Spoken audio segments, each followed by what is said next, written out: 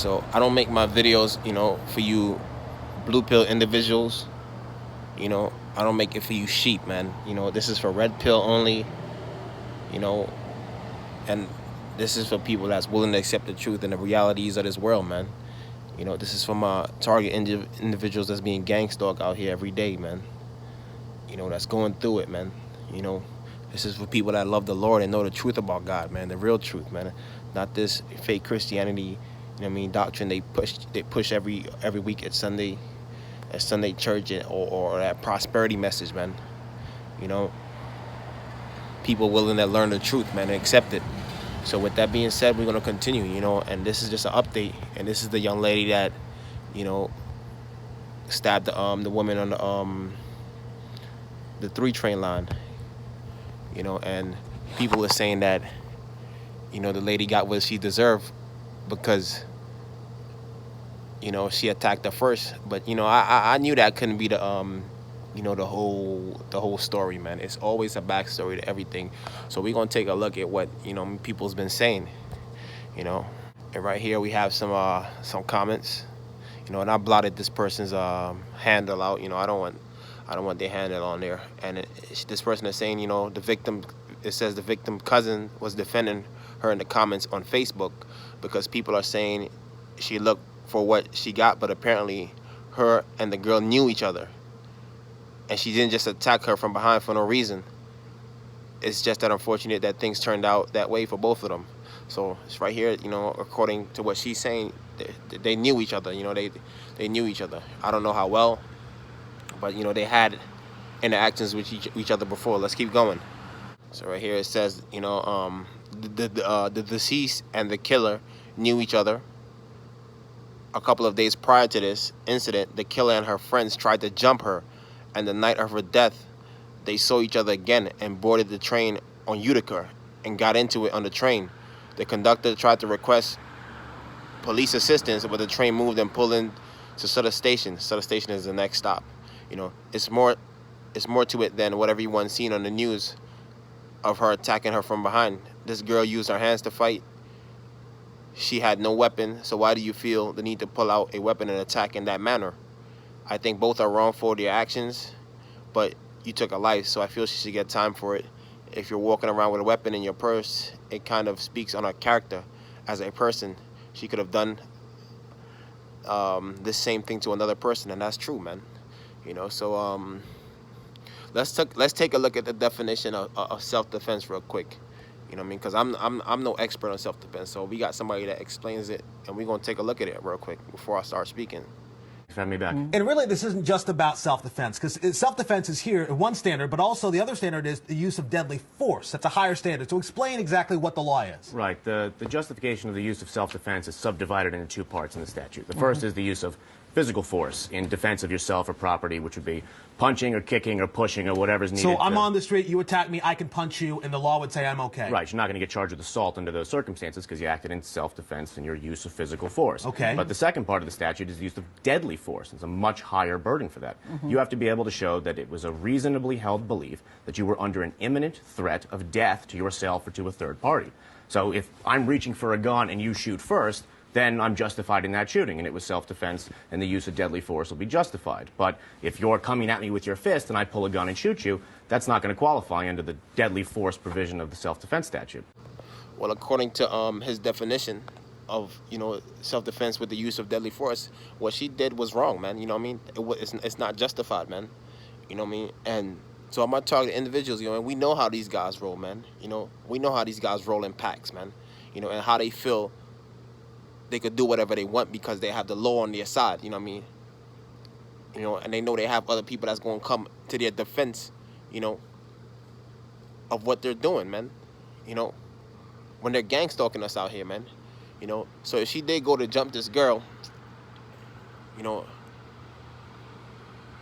and it didn't, I don't know if it probably didn't happen, man. And they met up later again, and she didn't want no smoke, man. You know, she didn't want no smoke, you know what I mean? Because these, like I said, these guys, they love to roll in packs, man. You know what I mean? They have that mentality. They feel, they get, like I said before in the few videos that I made, you know what I mean, earlier. You know what I mean? These guys draw their strength from rolling in packs, man. So they tried to jump this lady earlier, according to what they said in the comments. You know, and when she caught her by herself, you know, she didn't want no smoke, man. You know, so the lady attacked her, which was wrong. You know what I mean? She had no right to do that. You know. And then, you know, her first instances was not to fight back, but to pull out the knife and stab her. You know what I mean? So that just goes to let you know, if that was anybody else, any random person on the street, you know, that got into an altercation with her, her first instances would be to pull out the knife, you know, and attack that person too, man, because she didn't go to square up with her, man. You know, she didn't go to square up. She didn't go to fight back with her hands. Her first reaction was to pull the weapon out, man.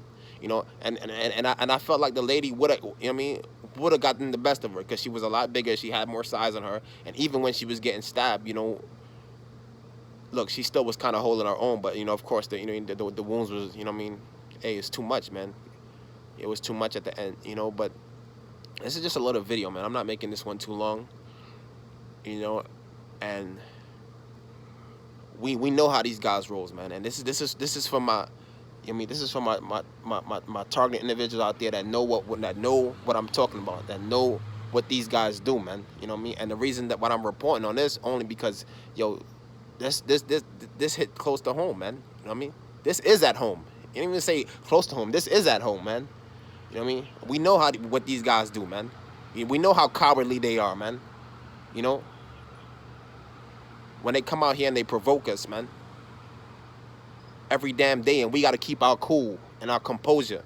And matter of fact, you know, look, I got a good scripture for that too, man. I'm gonna get into it right now. So this right here, this is the wisdom of Solomon. You mean chapter 2 and verse 18, and this is talking about, Solomon is talking about the ungodly and how prideful they are and the things that they love to do while they're on this earth, you know, and what they love to do to, you know, to the servants of the Lord. You know, and it starts at verse 18. It says right here, for if the just man be the son of God, he will help him and deliver him from the hand of his enemies. Let us examine him with despitefulness and torture, that we may know his meekness and prove his patience.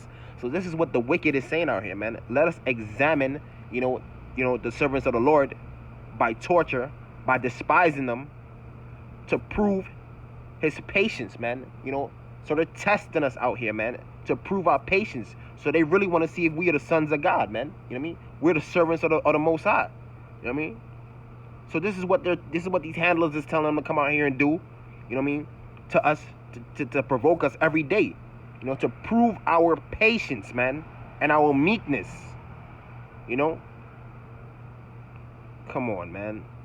So and let's go to chapter 2. I'm gonna go up here to verse 4, and it says, for though they be punished in the sight of men,